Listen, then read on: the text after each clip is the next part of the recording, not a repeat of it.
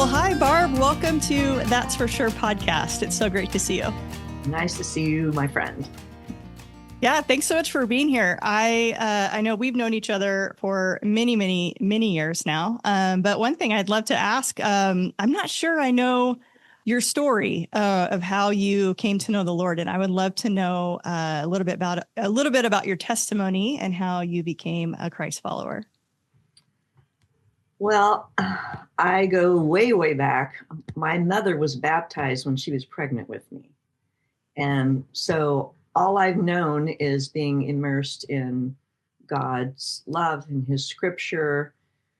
I grew up in a denomination that was very much included the old covenant in the sense that there was focus on the Sabbath, the holy days. And so from my earliest childhood memory, I remember attending Sabbath services and then traveling for the Feast of Tabernacles, Days of Unleavened Bread, Passover night to be observed. A lot of people thought we were Jewish, but we weren't. And I just remember probably my earliest recollection was at age 7, sitting in services for Days of Unleavened Bread up in Colorado, and just being hugely aware that God saw me and he was aware of me. And it was a loving awareness.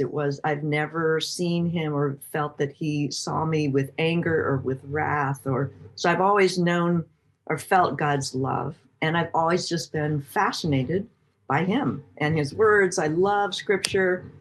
And it's always that I just want to know why he said what he said. And that's been my earliest, from all I remember is just being hugely aware of God and just loving him and loving his word.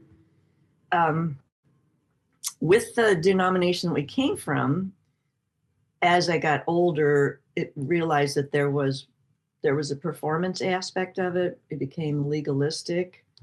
And in our denomination, probably when I was 40, so my children were raised in that. I loved it. My parents were pastors. There's a lot to love about that because it's truth. It's God's truth. You're experiencing him probably the way a lot of people don't, because we experience the Old Testament.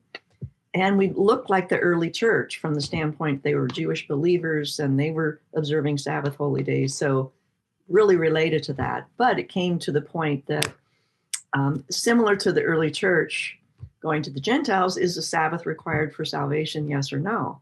And at that time, we were at high level of the administration of the church and ran the youth camp. And at the college, we were teaching. And for me, it's like, is the Sabbath required for salvation, yes or no? It's fairly straightforward question. But when you come from a whole denomination based on that, it's pretty profound. And sure enough, everything's split, probably half down the middle, friends, family. But what it did for me was force me to realize that I didn't know Jesus relationally. I knew him head-wise. I knew him.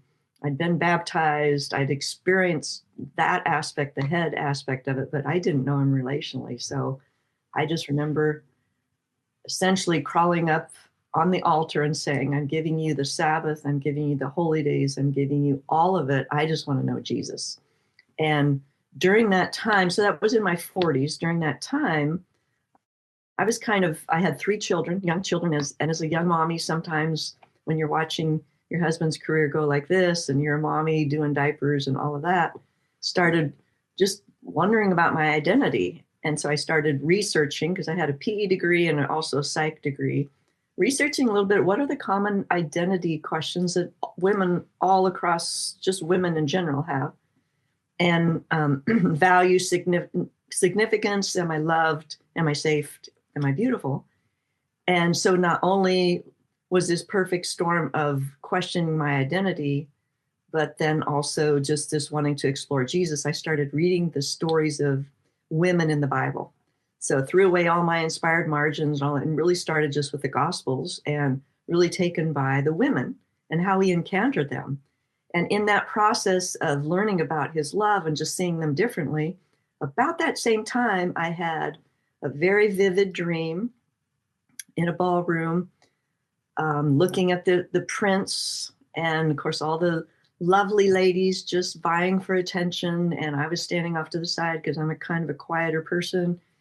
And I knew, he was the prince. And I heard wrestling and I looked up and he had made his way directly to me, and standing in front of me, he presented his hand and said, "Will you dance with me?"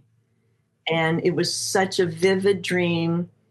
And it just absolutely rocked my world on multiple levels. I've never been the same since. But out of that, it was so vivid that not only for me personally, but I thought that's the way all of the women in their encounter with Jesus looked like. There was some sort of a scene. They had a story. He met them somehow. Their eyes connected. He looked through her eyes into her heart, and he said something. It transformed their world. So that's when I started writing the Portrait of a Woman in Jesus. And in that process of writing that, I became acquainted not only with the women, but his heart, and his heart of grace and love. So I may have been sitting on one side of the table judging all of that, but by the time I finished writing it, it's like I was seeing it through Jesus's eyes, his eyes of grace and love and valuing and significance, and giving them, every woman, what she individually needed. So that's kind of been my journey. That book was published 2011, led lots of studies. Again, in the process, learning more about Jesus. I mean, because there's a lot of, it's in your DNA, if it's in your DNA, the performance aspect and legalism and judging. And so that has been a process, quite a process, still continues. And then I started on the ballroom dance floor probably about 11, 12 years ago. And again, through that process of learning just the grace and the love and the kindness and all of the aspects of Jesus more intentionally, just through, with my dance partner. So that's kind of my Jesus journey. I've always loved God. I'm just fascinated by him. Even as I get older, I'm a student, as you know, I'm a student. I love scripture. I love exploring, and I go on rabbit trails, and I'm just fascinated by God and can't wait to meet him face to face in person. Yeah. Well, I love that. And you love words. I know that to be true about you, and just really wanting to know what words mean, and their true meaning, and then using those words to write your books, write your studies in a way that encourages others. And I absolutely love that. You mentioned Portrait of a Woman. You have done many, many studies on that book through church and different avenues.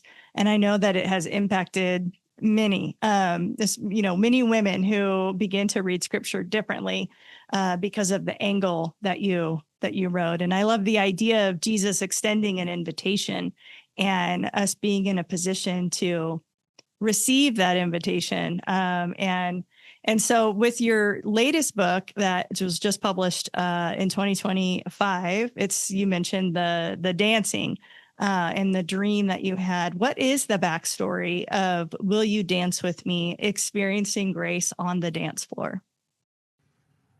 Well, for me, it's this continual journey. It always has been. I'm just fascinated by how he connects dots. So when the dream came to me about 25 years ago, Will You Dance With Me? That was all funneled. That whole encounter was funneled into the Portrait of a Woman in Jesus. But after it was published and I started leading groups through it, and I was leading women's ministry, I think I had like 4 groups at the same time. And I was really getting overwhelmed myself. And I just thought, I was watching Dance with the Stars, So You Think You Can Dance, and just thinking, I've never done ballroom dance. We did social dance at the camp. So I know the aspect of it, but I thought, you know what? I think I just need to go try it. So stepped into the dance, onto the dance floor. Arthur Murray, started there. And I remember they were saying, why are you here? Kind of a thing. It's just like, I just need to dance. And I'm in tears. It's just like telling the story. It's just like, I just have to dance. I don't know what I'm doing. And that started the journey. The interesting thing was it took about 5, maybe 7 times with Serge, was my guy. And he would make a statement. He would say, 2 can dance more fully than one. I'm thinking, oh, okay, that's cool. Connection's the key. oh, okay, that's cool. The man is the lead, the woman is the follower. Hey, something's starting to click here. And I'm thinking within 6, 7, but the one that really clicked, that I knew that I had almost another book. Not, I didn't realize it was going to be a book, but they were snippets that I needed to capture. Were when, again, probably 6, 7 times in, I stepped on his foot. I knew. And I said, oh, sorry. And he said, there are no mistakes in dance. And I thought, okay, time out. I clearly just stepped on your foot. I have come from a background of performance orientation and obedience, all of that. There are no mistakes in dance. You're going to have to clarify that, because that really was unsettling for me. I didn't understand it. And he said, Barb, you're very new at this. You don't know the pattern yet. You probably misread my communication. It's going to be fine. There's no mistakes in dance. And so then the next day I go back and I stepped on his foot again. And sorry. And it's all he had was this smile. And that, for that particular thought, grace smiles. He had forgiven me. He was saying, Barb, you're going to get it. He had all the confidence in the world. And that's when I started. I would sit afterwards in my car, and I would write down the phrase that they had said. And I started collecting those and really start knowing that there was going to be a book somehow. So I progressed from newcomer to bronze, silver, gold, and freestyle. And then, so what I do is I would capture what was said on the dance floor and then how it related to dancing with Jesus. And then the overflow, because I experience grace. What's the overflow of that grace to extend it to others? So I've been collecting those and kind of writing it, and finally decided to put it all together. I'm still dancing, so I'm still learning, but I think the most of the snippets of instruction and those phrases are pretty much, I don't want to say done, but I wanted to be done with the book. So yeah, that's kind of where it came from. Yeah, no, it's great. And you've organized the book in that same manner. So like those learning steps that you just described are, you've organized it in the same way. And I thought that was really a neat way to capture the concept. In the book, you write that basically the purpose of Will You Dance With Me is for the reader to see how dancing with Jesus is based on his heart of love, and how he extends grace to us as we journey through life. And this particular quote really made me immediately think of Matthew 11:28 and 29, right? Where Jesus talks about, he's extending an invitation and he says, come to me, all who are heavy burdened, and I will give you rest. And then he goes on further to say, I am gentle and lowly in heart.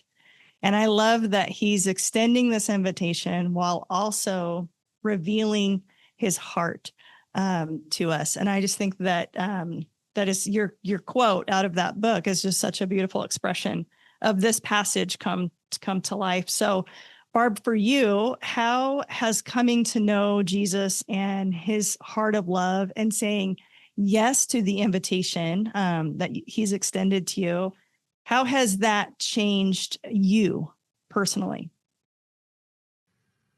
Well, I think I see people differently. I see them through Jesus's eyes now. And I think the eyes of grace. Again, before it was through the eyes of performance. Maybe they're not doing enough, or they're not measuring up to what I think. That has been transformed. Such that every person I see now, I'm thinking, there's one phrase in there that the instructor said, Barb, you're dancing beautifully right where you are. Don't compare yourself. And so every one of these has transformed how I see people. It's like maybe someone's throwing something at you, or they're being whatever less than God created them to be. And I'm just thinking, they're dancing beautifully right where they are. That's their story. God has them. And for me not to judge, give them grace, give them space. So I taught grace and space to grow, just like he's given me grace and space to grow. So I think that's the biggest thing, is everybody I see, I'm less judgmental in this sense. And I understanding God has them right where I don't know their story. I don't know why they're doing what they're doing, but it's not for me to judge, or even try sometimes to change or whatever. That's God's opportunity, that's his deal. It's their story. So I think that's probably the biggest. And just for me personally, um, growing up the way I did, and then being a pastor's kid and being the wife of a pretty high profile administrator, there was a lot of performance aspect of it, or being watched. I felt like I was being watched, and maybe I wasn't, but I know that culture, they're watching, they're judging how you're parenting, how you're all that. Um, I think the biggest aspect for me as a person is I've grown out of that. And part of that is in my next book, actually, is Why Are You So Afraid? Why are you so afraid, Barb, to step on the dance floor and perform in front of people because you think you're being judged and you're being watched? And so part of that great giving yourself grace is thinking, Barb, you're doing the best you can. You're dancing better than you were yesterday. And so that's another aspect of it, just conquering my fears. That's been a huge one, especially coming out of, again, performance orientation, and just to have a staff and instructors giving you that grace, and Jesus giving you the grace. Barb, you're doing fine. Yeah, that's not where you want to be. Keep growing, but you're dancing beautifully right where you are. And we're going to continue to stretch you, but it's going to be okay. Does that make sense? Yeah, no, it's great. And it makes me wonder what type of encouragement you might offer someone who's listening, that maybe it's not in the dance world, but maybe they're struggling with some kind of legalistic type thoughts, and it's really holding them back from experiencing the grace that you've experienced. And I wonder what type of encouragement you might offer to someone who's in that situation now of, I want to live under grace. I understand, that grace is available. I read scripture. I know Jesus is extending grace, but they're stuck in maybe a world or a situation that feels like it is performance based, or it's like an obedience type thing in a legalistic manner. I mean, what kind of maybe practical ways, or what kind of just encouragement overall could you offer somebody that might be wrestling with that concept right now? I think the biggest thing for me was to read the stories of the women and men too. I mean, and see how Jesus treated them. And so when you were asking the question, I think of the woman who was crippled, and she'd been crippled for 18 years. His heart was to set her free. And that's his whole desire, is to heal, to have restoration completely. The other one coming from a legalistic was the woman caught in adultery, and they're ready to stone her. And for him to say, I don't condemn you either, don't go sin anymore. There's that piece of it. It's an and, but to realize there's no condemnation. Whatever you're going through, yes, pick yourself back up and realize he's smiling with grace. He doesn't want you to stay there. His desire is for your wholeness to be the most beautiful, strongest, complete whole person that he's designed you to be, and to realize that that's his desire for you. Okay, so let's do this. I think one of the things that helped me is two questions I'm always fascinated by. And when I lead my study ladies, it's the first question is, do you want to get well? And that's said to the man who was paralyzed for 38 years. He didn't impose himself on the man, but he's asking him, do you want to get well? So Barb, do you want to overcome this timidity, this anxiety, this bitterness, this whatever, this feeling of I'm not free, or I dance safe? They always say, Barb, you're too safe. Do you want to get well, Barb? And then taking that to Jesus, say, yes, you've got to help me. And there's a stretch, and it's not comfortable. Just like the man who was paralyzed, pick up your mat and go. Well, now he had to get a job, and now there's other aspect. Do you want to get well? The other question that I just love Jesus's questions. What do you want me to do for you? Said to the blind man, what do you want me to do for you? He could have healed him without asking, but it's Barb, what do you want me to do for you? Do you, in my desire and my passion, do you want to get well? Do you want to dance more freely? Or do you want to live more freely? Or do you want to be done with the legalism or the feeling that you're being judged, et cetera, et cetera? Do you want to get well? What do you want me to do for you? To me, that's really helped a lot. And I just encourage whoever's stuck is to take Just go read the stories of the men and the women that he interacted with and see his love. He wants your wholeness. He wants your freedom. You're set free to do what? Well, to go and help and serve and others. It's not just for yourself, obviously, but that would be my encouragement. Get to know his heart. Yeah, get to know his heart. I love that. I think that's ultimately the point, right, of Christ, is knowing him. It is the point of him coming and restoring that relationship with God so that we can know him and know his heart. And that changes everything. I know I just wrote a book myself on the invitations that Christ extends, because I think it has been so transformative for me personally to look at scripture through the lens of an invitation from Christ. And you see that not just from the Gospels, but throughout the whole entire narrative of scripture as this invitation to know Christ in different ways. And so I love that, what you said. I think that is really the only place to start for someone seeking and just wanting to know God's grace, is to start with the heart of Christ in those stories. So, and I agree with you. I think he asks the best questions, and I love that you draw those out in your studies, because they're so important. And I love thinking about how I might respond, to him with those exact questions. So I think that's a beautiful thing. So you mentioned the invitation. It all begins with the invitation. Will you dance with me? He doesn't impose himself. And that was the first lesson, I think probably in my first introduction, is my first lesson. I'm in a group lesson. And he was saying to the men, you don't pull the woman in. You let her move at her own pace. It's this, you're not imposing yourself on her. And that's what Jesus does not impose himself on us. He invites us into it. And then, do you want to join me in that aspect of restoration, wholeness, peace, shalom? He leaves it up to us, and we can say, yes, it's our choice. He's not imposing. We have free will. So what I'd say to people too is that, where's the passion? Where's the desire that you do want to get well? I mean, he's extended the invitation. His heart is for that. Then I have to look into my heart and say, oh, this is going to be uncomfortable, or I'm pretty comfortable right here. Do I want him to stretch me, or we're good, God, everything's good. So that part of that's obviously on us as well. So, yeah.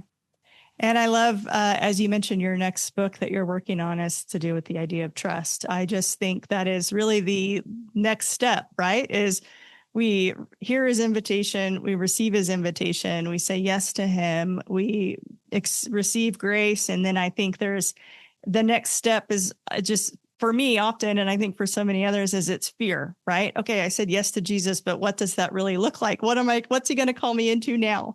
And can I really follow through? And so I think it's a natural next step. And I'm excited to hear more. So I don't know how much you can share with us now, but that sounds like just a wonderful work that will be so relatable to so many people.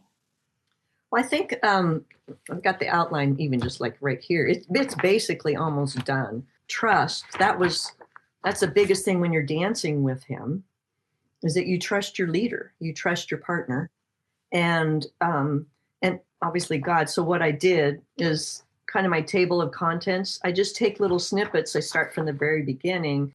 It was very good. Talk about how it was good, I was afraid, so I hid. The fear started in the garden, the first mention of afraid. And then you hear this, do not be afraid. And then walking through Israel, his relationship with Israel, I am powerful and very kind, which I love that. It's in the contemporary version, but when you're talking about Jesus, powerful, his power is all based on his kindness. And so we talk about the difference between humans who use power, but it's not based on kindness. Angels are sent to serve, fear God. So what does that mean? So we're supposed to fear, but we're not, then again, do not be afraid. What are you afraid of? Why are you so afraid? He asks, why are you so afraid? So it's identifying what you're afraid of, why you're afraid of that. Perfect love drives out fear. Then believe in me. It's a choice.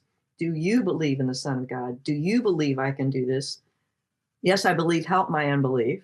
And there's that piece of it. Just believe, choice. I will never leave you. So again, it's trusting the fact that he said that. The Father will give you another helper. So we have a helper during this time. Peace be with you. I just added, be a person of peace. So the concept of how we are peaceful for others. You will have trouble. Okay, well, thank you for saying that. But I will be with you. And then at the end, I'm making everything new. And then the choice at the very end, the last chapter entry is, I will put my trust in you. So that's kind of this progression of walking through, what am I afraid of? Why am I afraid? Believe, trust. Why should I trust? And at the very end, it's a choice. And this is why I put my trust in you, because bam, bam, bam, bam, bam. This is what you said. So I'm excited about it. It's almost done. Yeah, well, I'm excited about it too. I think just, you've written such good work so far, Barb, and I'm excited to see how that goes, how God just continues to use you and your love for him and your love for his word and your love for words in general to continue to write, because I know that your impact has been great in the lives of many women, including myself. I've been so encouraged by you throughout the years, and just so grateful to know you personally. And you've been such a wonderful encouragement to me in my life. And I'm just incredibly grateful for you. And I'm really thankful for this time. I know that it's going to be a great encouragement to listeners. I do have one final question for you, Barb. I think I may know what your answer might be, but we'll see. I call the show That's For Sure, because I love the idea of having conversations with folks like yourself who have anchored into the truth of God and his word. And so if there was just one thing that you could say you were absolutely sure is true about God, what would that one thing be for you? He's true. He's true. While you were asking that question, I was just thinking, keep moving forward, because he's truth. He's the way, the truth, the life. He's everything. And when we are in a situation where we don't know what's true or what, he's true. He's it. He's true. He's the I am. He is who he is. He's true. He's truth.